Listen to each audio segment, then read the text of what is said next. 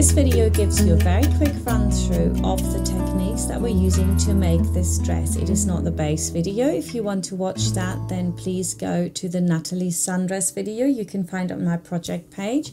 On this one, I'll be showing you how to do the tie backs, the Megan pockets, shoulder straps with a lace insert. We're going to work with French seams again. And of course, I'm going to show you how to put the poppers into the back. The first thing we will do to make sure that the lace sits in there nicely is to iron over our shoulder straps, so one is slightly shorter than the other, and when we insert the lace we're going to insert it 1 centimeter up so that we have our seam allowance. So you basically just stick it in at an angle and then you find your middle, you insert the lace to the middle, just fold over the other bit and it should be fine. And then at the end you want to fold over your lace. You get a nice pleat so the lace runs into the shoulder strap, so it's 1 centimeter seam allowance. Cut that pleat and then just sew all the way to the end.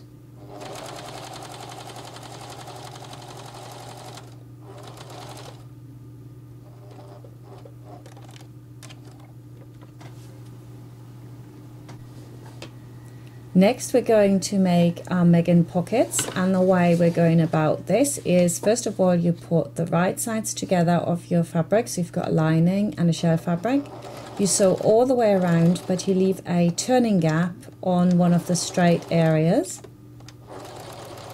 Make sure that you cut all the seam allowances back neatly.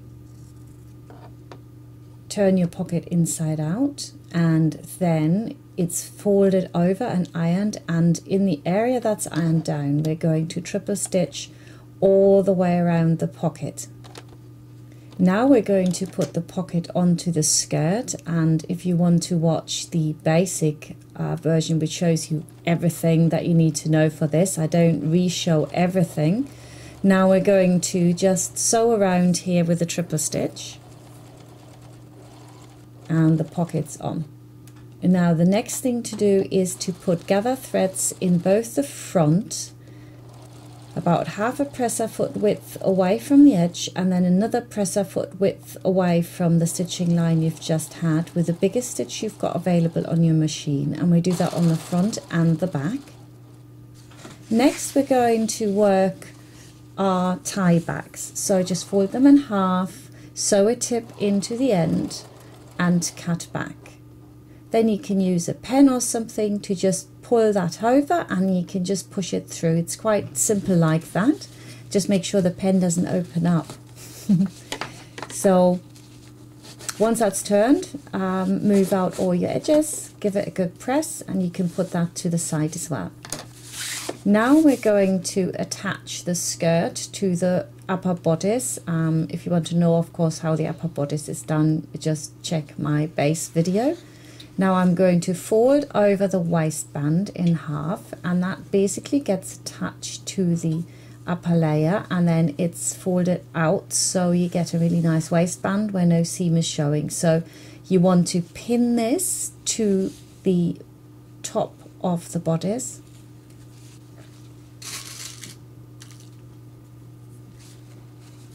And you also need to, of course, mark where the center is, so that you can now, right sides down, put on your front skirt. And again, the front skirt, we put a pin through just the top layer. We gather our skirt and then we pin this, again, just to the top layer, all the way across, so it sits nice and neat. The gathers are more towards the middle. We've already done this a few times now with the other dresses.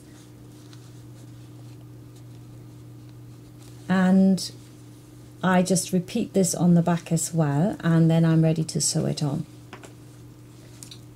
You want to be sewing 1 centimeter seam allowance down on all those 3 seams, and I've now done that. So the next step here is to simply open out your waistband and pin it on either side.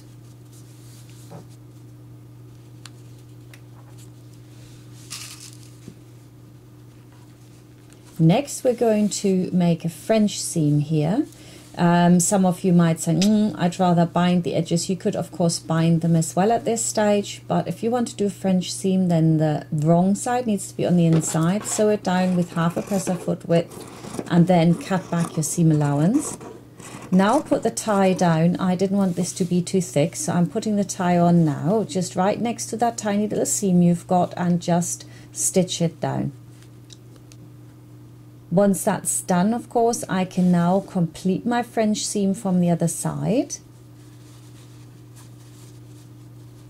And I'm going to sew this down. And once that's done, actually I've got my tie in pretty securely. Now French seams are a bit thick, so you want to make sure that you either snip them. You could even open the French seam up again at that top area so it's a bit flatter. And then we're going to turn this in with the seam allowance facing different ways. Of course, we just pin this all the way across and we're going to slip stitch it into place. Of course, some people might say, oh, well, I could just do this on the sewing machine. And of course you can, but this is all about showing you different techniques. This is a bit more old-fashioned, but I think it's very nice.